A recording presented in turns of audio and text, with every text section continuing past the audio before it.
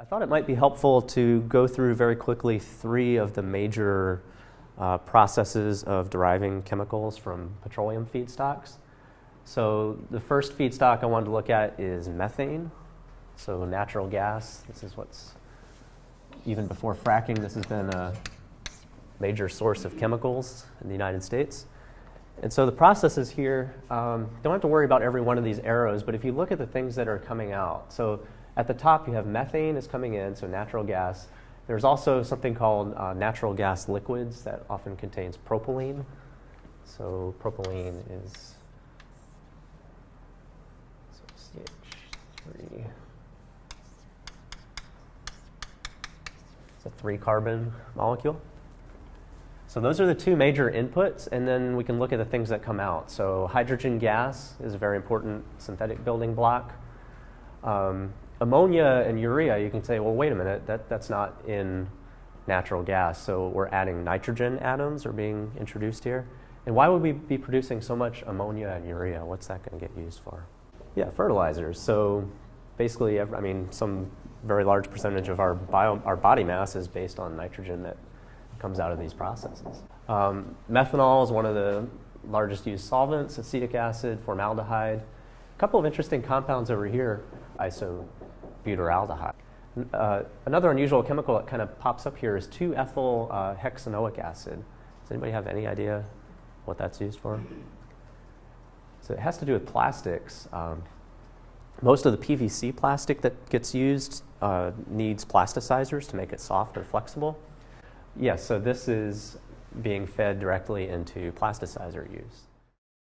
So kind of summarize this slide then. So we're taking these 1-carbon and 3-carbon feedstocks, and we're making fertilizers by introducing nitrogen, making solvents, making plasticizers, and if you look at the molecular structures of these compounds, they're also 1-carbon, 2-carbon, and we're starting to build up to higher carbon numbers here, right? So even 2-ethyl hexanoic acid, that's a C8 compound.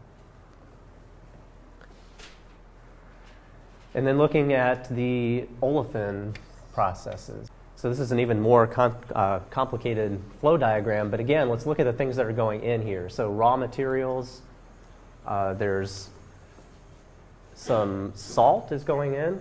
That's kind of interesting, right? So we have sodium chloride. There's oxygen is coming in very large amounts.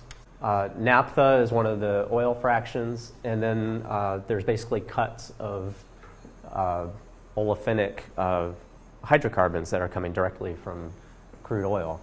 And so what's coming out here, I think, should be a lot of recognizable chemicals. So caustic soda. How about vinyl chloride? What does that get used for? Does that ring any bells? Yeah, PVC plastic. So we can start filling in kind of our recycling triangles. So there's PVC is our number 3. How about HDPE, LDPE? People know what those are? What does the PE stand for? Polyethylene. So we got number 1 and 2. Ethylene oxide. So it's actually used directly in a lot of shipping. So when people transport produce around the world, they fill the shipping containers with ethylene oxide gas. And it's extremely toxic, so it's supposed to keep, prevent biological contamination, prevent mold growth, prevent other organisms from getting into it. But it's also extremely toxic to people, and it's highly explosive. And when we get into the accidents lecture, we'll see that a lot of the U.S. Chemical Safety Board videos, unfortunately, have been dealing with ethylene oxide explosions, and it can do an awful lot of damage. Phenol and acetone, we'll come back to in a second. Here's styrene. That should be a pretty easy one, right? So polystyrene, we just got our number 6. SBR is a styrene butadiene rubber. That's basically synthetic rubber. So whenever anybody talks about rubber and it's not coming from the tree, that's basically what it is. And then polyisoprene. What does polyisoprene get used for? Tires, basically. So the number 1 use of polyisoprene is going into tire manufacturing. I guess I should have added the propylene, so we're making polypropylene. So we got our 1, 2, 3, 4, 5, 6 recycling triangles already, and then number 7 would cover polylactic acid. So that's basically it already. We've got all of our major plastics out of the 2 first petroleum cuts we've looked at. And then I wanted to come back to these phenol and acetone points here, because this helps further illustrate a point that Professor Anastas was just making.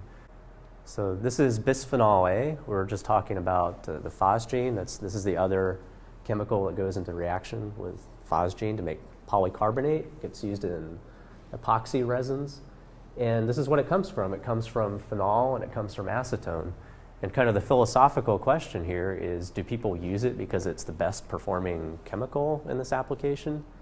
I mean, we said in the very beginning of class that there's something like, 44 million, 48 million known chemicals. I mean, what are the chances that this one that's 2 steps away from raw olefins are going to be this is going to be the best performing chemical for a given application?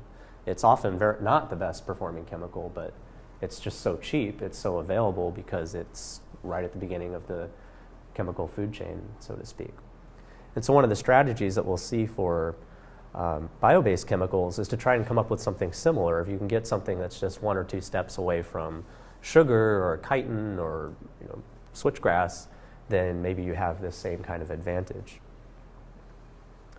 And so the last major petroleum-based cut that I wanted to talk about is the naphtha one.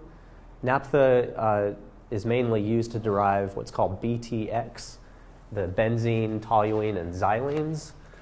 And so looking at the things that come out of this again, benzene is a useful product in its own right. Styrene, so again, the polystyrene plastic. Phthalic anhydride is the other piece of the plasticizers that we were just talking about. So that's the phthalate part of, the phthalic is the phthalate part of those plasticizers. And the last thing that comes out here is dimethyl terephthalate.